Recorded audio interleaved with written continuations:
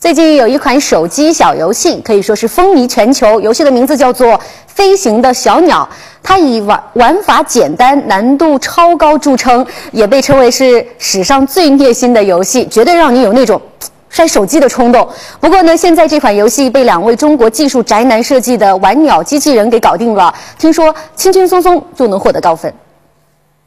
施雪坤和刘洋这2位达人来自西安，他们发明了这个玩鸟机器人。这个机器人通过识别系统和摄像头确定水管障碍位置，再由控制系统和机械臂准确点击小鸟起跳，轻轻松松就搞定100多关，突破100分。要说这机器人只能搞定100多关，可是高手真是在民间。这段视频上，一位外国朋友成功突破了900关。你瞧，900关之后的水管上居然出现了经典游戏超级玛丽的食人花，最后还出现了终极挑战能发射子弹的玛丽兄弟，这难度看着真让人揪心呢。